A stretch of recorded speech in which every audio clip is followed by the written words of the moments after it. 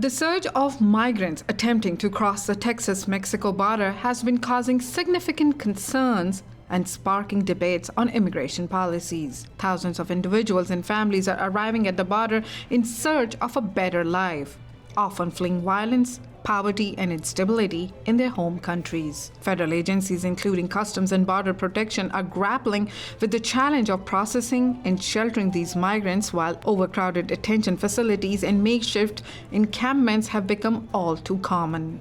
Texas Governor Greg Abbott declared a state of emergency in response to the surge in migrant crossing, while citing concerns about public safety, strained resources, and the potential for increased human trafficking. And Texas authorities began installing the string of bayous in the middle of the river near Eagle Pass, Texas. In recent months, National Guard troops have strung up razor wire to block migrants from crossing the Rio Grande. But in July, U.S. Justice Department sued Texas over floating barriers installed by the state in Rio Grande River to block migrant crossing from Mexico. Critics argue that the issue extends beyond Texas and is indicative of a larger national problem. They emphasize the need for comprehensive immigration reforms that addresses the root cause of migration, while also providing a fair and efficient process for asylum seekers. The situation has also drawn the attention of lawmakers in Washington, where discussion on immigration policy have taken center stage. But why concrete efforts has not been done, such as immigration reforms, and why immigration process has been streamlined to address the challenges faced by both migrants and border officials. To discuss this, we invited Cesar Espinosa from Feel Houston on my show, Truth Be Told.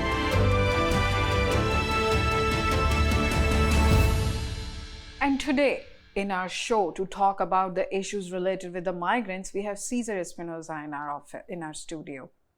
He works with Feel Houston. He's an activist and he's a longtime friend as well. Thank you, Cesar, for joining me today. I'm proud that I'm a friend of yours and I can say that on air. And you have been such a great support for all the migrants, and I've only heard good things about Feel Houston. Thank you so much. It's always a pleasure and an honor to be here and to be able to talk about, candidly about a lot of the issues that affect communities and all communities. I've talked about this in your show before, but oftentimes when people talk about immigration, they only think about Mexico and Central America, but we sometimes fail to realize that immigration is from all over the world. And all communities it affects. All communities, all religions, everybody. And at the end of the day, we have to come together and talk about these issues so that we can solve them and that we can give our communities a bigger fighting chance at the American dream. My first question would be, Cesar, the migrants are still suffering. There are barriers at the river now as well. The buses going to the other cities, and we have a democratic government in place, and we still cannot find solutions here. Doesn't that makes a situation very frustrating? Absolutely. Well, number one, I'm glad we have 6 hours to talk about all of these issues because that's how difficult they are. But in reality, I think one of the most frustrating things is that even though we have a Democratic president, we haven't seen really a shift in policies towards the Trump era or even the Obama era into newfound breath or newfound ideas on how to really fix our broken immigration system. What the Biden administration has done is they deported a lot of people, and they've also undone some of the things that Trump put into place, but they haven't gone beyond that. It doesn't seem that neither the Democratic or the Republican or any party really has the political will to say, enough is enough. We need to figure out how to fix our broken immigration system so that people can come in more humanely and people can come. The other thing that people fail to realize is that things are not what they used to be 20 years ago. 20 years ago, people were coming for better jobs. People were coming in search of the American dream, in search of a lot of things. And what we're finding out in the last couple of years is that those push and pull factors have changed. One of the largest growing numbers of migrants coming in now are people coming in from Venezuela because of the political turmoil. Yeah. And yeah. one of the second largest groups is people from Guatemala. And why they are migrating is because of climate change. So we still think, people still think in their archaic mindset that people are just coming because of jobs or because they just want a shot at the American dream. But in reality, policies have changed, governments have changed, and the reasons why people are coming have also changed. So in order to address that, we can't be living on the laws that passed in the 80s. We have to amend laws and change them to issues and to deal with the issues that affect us today. I like the word you used. We haven't seen a major policy shift. Another thing you mentioned, like we don't see the political will. What I see as a journalist, I just see finger pointing, passing time, passing the blame, putting the gun on my shoulder, then shifting the blame to the other person's shoulder. But no policy shift, nothing, no new laws have been passed.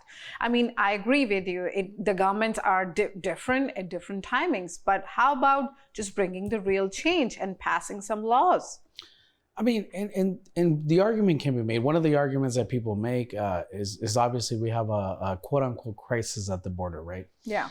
And what we tell people is that people are coming in seeking asylum, and people are like, well, they shouldn't do that. They should wait in line, et cetera, et cetera.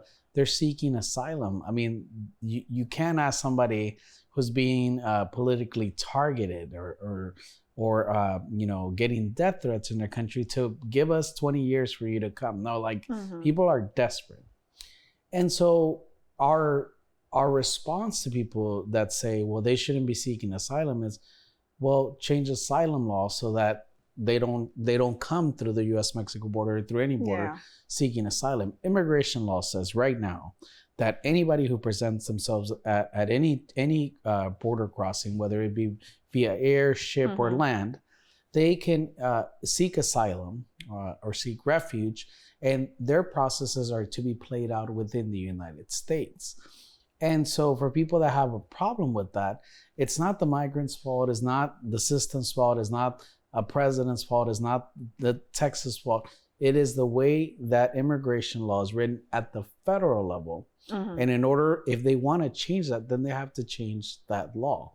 So like you said, a lot of people just like to point fingers, they blame, they use scapegoats.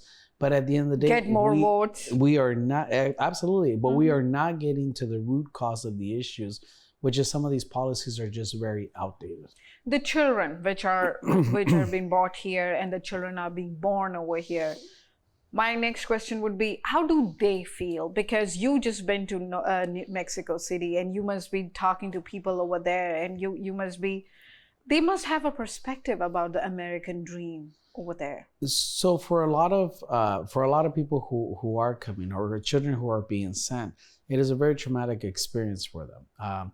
Coming over, crossing 3, 4, 5 borders is not a simple task. No. The different studies have been done where they say, in particularly the case of women, about 87% of women suffer sexual violence on their trek from South America into the United States. So by no means is it an easy thing. By no means is it an easy decision.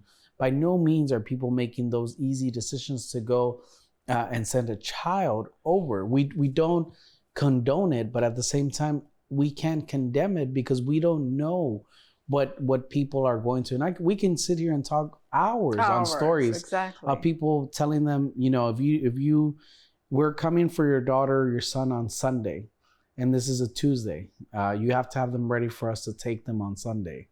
And people, we are not in those people's shoes to make those life-altering decisions of, do I want to save my child's life or do I want them to die in my country? The other thing that's happening is that once kids do get here, They are oftentimes separated from their parents. Yes. There's a lot of things that are happening. They were kept in detention centers over here. They are separated. They don't know where their parents go. I mean, there is a long history, Cesar. We have been having these discussions for years now. And they get lost in the system. There's sometimes we don't have children accounted for, which we should. In terms of children of immigrants, what we are seeing is you know, in 10 years, somebody should do a study, or now they should do a study on the mental impact that having undocumented parents takes on them. You know, I was just talking about my nephew who's 13 years old, who's already thinking about his parents, what's going to happen. And I myself, as a child, we had a family plan. Yeah. I remember being 8 years old, living in Columbus, Ohio. My mom said, "Here's this notebook. If you ever come home and your parents are not here, these are the numbers that you should call." Yeah. And so, you know, as a child, it does take a toll on you, having the uncertainty of whether your parents are going to be able to be with you to take care of you, or they're going to be gone. So I think it should be in everybody's best interest, including the U.S. government's best interest, because one of the things that people don't also talk about is that in the tech industry, there's so many jobs that are available. Yeah. Because unfortunately, people that are national born are not studying engineering, not studying math, and some of these new high-tech jobs, a lot of them dealing with AI, require engineering degrees, require high level skill to be able to fulfill those jobs. And unfortunately, we're not able to fulfill those jobs because our broken immigration system does not allow for us to bring in people to fill the jobs. With some talent and all, because we are having similar issues with our Indian community as well, because they have been here in all these tech jobs, and those are immigrants, and then they have been here living on visa to visa, and they have no idea how, because their visa processing time is 20 years. Absolutely. And they have kids here, and they don't know when they have to go back. Yes. That's like a life hanging with a thread, basically. And for a lot of people, you know, when we leave the ability to stay into the country on the employer's hands, then that's oftentimes leads to abuses. So yeah. Any way you look at it, the current system that we're dealing with is outdated, is just not fulfilling the needs that we have as a country now. Yeah. And so it is in everybody's best interest for us to sit down, talk about it, and figure out what our new solutions are going to be for this century. Let me just take a very short break, Cesar. We are talking to Cesar Espinosa in our studio from Field Houston, and we are going to talk more about the migrants and the issues which the younger children are facing and the entire generation is facing. Stay tuned.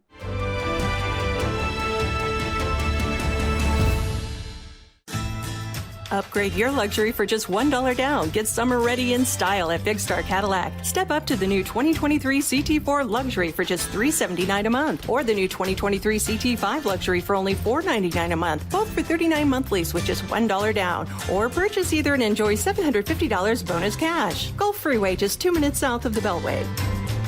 Shop smarter when you shop at Big Star. Shop BigStarCadillac.com.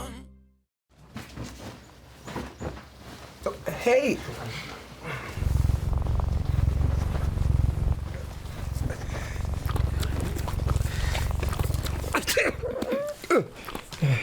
Okay. If you love me enough to tolerate my perfect little pets and all their glorious dander, then of course you'll visit nhtsa.gov/the right seat to make sure I'm in the right car seat. Hey, Bobo. Do trees tell each other stories? I'm sorry. I'm afraid I don't know that. Hey, why don't we go find out? Listen. Do clouds take naps? I couldn't tell you. Dad, do stars visit their friends? Look!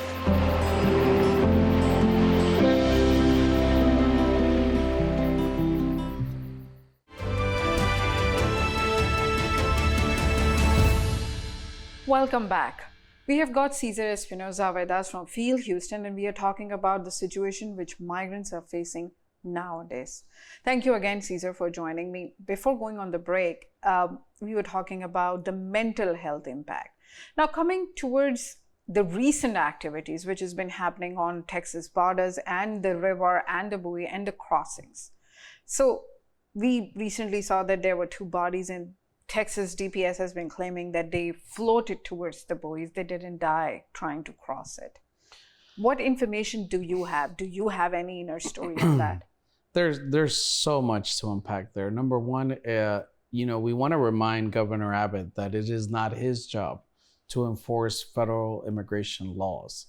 Unfortunately, Governor Abbott and people like DeSantis have used the immigration issue because they know that that's what moves their ultra-conservative base, their anti-immigrant base, and that gets them more support for their own causes. Voting. Yeah.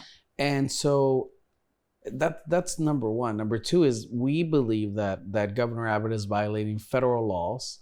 He's also violating environmental laws, a slew of laws, by setting up these buoys in a relatively short span of the U.S.-Mexico border. So for us, this is unfortunately more political theater from our governor rather than actually providing real life solutions to the problem. And he's only creating a worse issue by having these buoys and also the barbed wire and the fences going up and things like that. The other big question that we have that nobody has been able to answer up until this point is who's paying for all of this? Taxpayers. Taxpayers are paying for all of this. But they say that, it's private funding, it's this and that. But at the end of the day, we hope that the truth comes out and that they admit that it is us, the taxpayers, that are funding these little side projects, these projects that these people have for their own political gain. Because there has been a lot of voices about the fact, like people who are the residents of the area near the borders, they have been complaining about all these migrants crossing over, and there have been migrants over there, and there is a pressure building within the people who are on the Texas side, and they feel like their rights have been violated because there have been, and obviously we have seen recent incidents as well, and people have been attacking those migrants as well. Like recently, we know there was a car crash as well at the migrants the center, and those poor people have died over there. I mean, that's also reality. We cannot deny that. It is reality, and it's also reality that words have consequences. So when you have a governor that continues to attack, that says immigrants are the problem, then you have people that unfortunately take those words literally. And they say, well, they're the problem. We have to get rid of the problem. And so I think that, history is gonna show us in the end who was on the right side of history and who was on the wrong side of history. And we believe that Governor Abbott is definitely on the wrong side of history. The other thing is that this is getting international attention now. For 2 reasons. Number one is because we see a blatant disregard for human life. For the human rights. In a lot of things that are happening. But also, the U.S. has had a history of going into other countries and saying, you're doing wrong, you're violating people's rights. We're gonna do it. We're gonna fix it. But yet we are seeing either the same atrocities or worse happening on the U.S.-Mexico border. One of the things that we have been pointing out is that this is also not the first time in history that this has happened. The American Canal in the 70s, they took a part of the Rio Grande River, and they poured concrete. And they made it so steep, and they didn't put any grab handles or anything like that people were drowning. And instead of investing money into safety measures to have migrant people not drown, what they did is invested millions of dollars into a machine that would scoop up bodies from the river. And the effect that this had was that if people stopped crossing there and then went on to more dangerous parts, and it increased the deaths.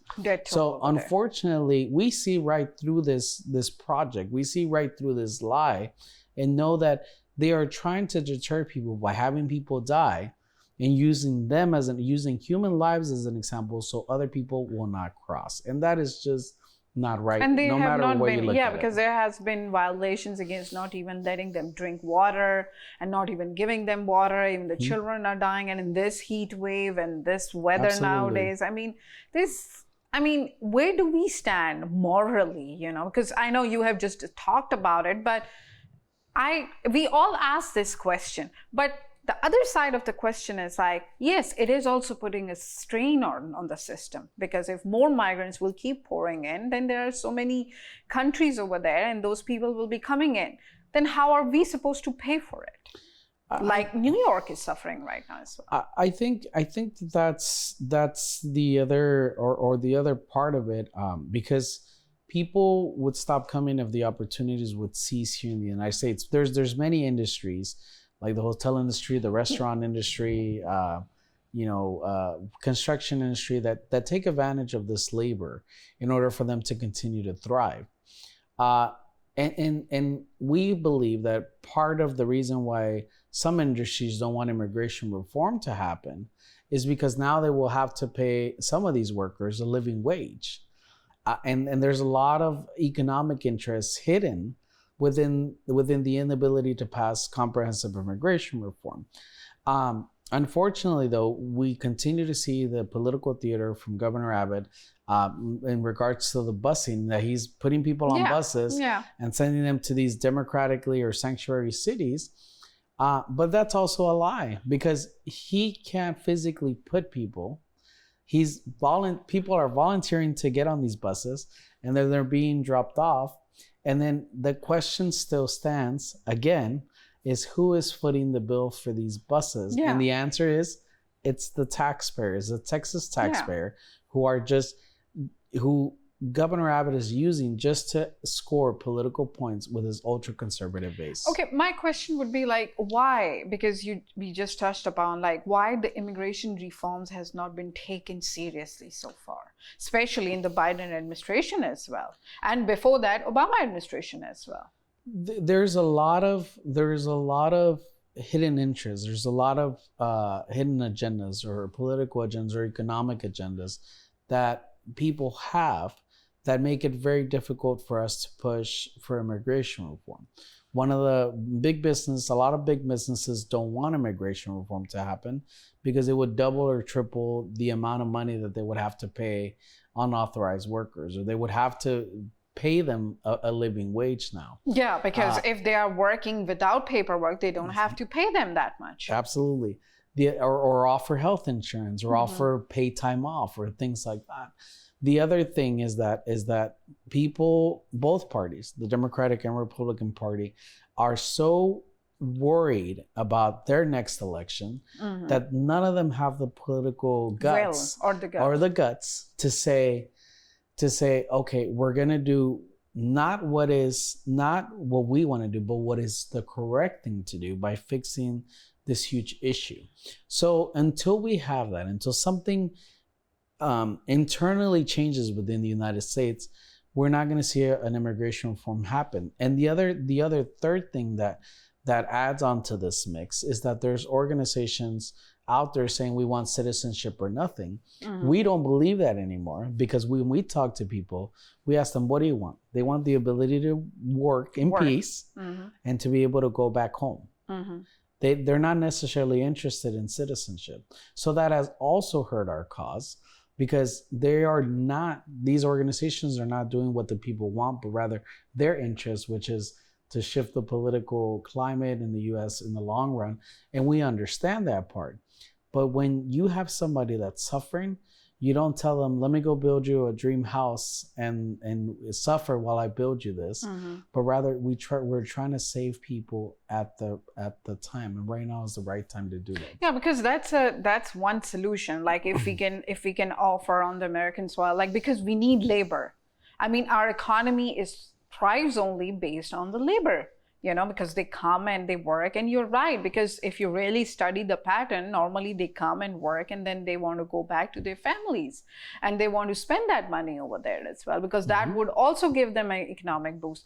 So why the governments and the state level or the federal level are not passing something for that? Because that would be a lot more convenient.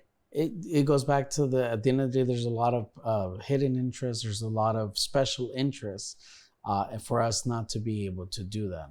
And then politically, the country is so polarized now that any party that tries to do that or tries to take the common sense approach, not what's morally right, but tries to take the common sense approach, is going to suffer in the voting booth. So there's a lot of fear. People are just worried about their next reelection. Both parties are worried about their next presidency. And until we step out of that, we're going to continue dealing with a lot of these same issues that we have been dealing with for I just years. need, my last question very quickly would be like, what is the Rio Grande issue now? I mean, the river one. So how it can be resolved? The only way to resolve the Rio Grande issue is by passing immigration reform. If we keep putting bandages onto an oozing wound, then it's going to keep spilling over. And until we figure out a way for that, so that people can migrate safely and legally, then people are going to keep coming, because that's what people do. Because we haven't even talked about the organized crime syndicates and all the people that lie to people and tell them if you do this, then this is going to happen. We've heard stories from people saying that they were told that if they get to the border, they were going to get a green card right away and some money. So it's so complex. It just recently happened in Ciudad Juarez, because people just started gathering over there because there was an information like, people have been let go in state of Texas and all that. So they were just gathering there. And it's just hearsay. But thank you so much, Cesar, for giving me time for explaining all that. Coming back to the same point, why immigration reforms has not been in place? What is stopping them? Why there is no political will? Why can't we sincerely sit together and find a solution to a problem which is causing human life, which is causing a human life toll on it? Thank you for watching with me, Sophia Jamal. Have a great day.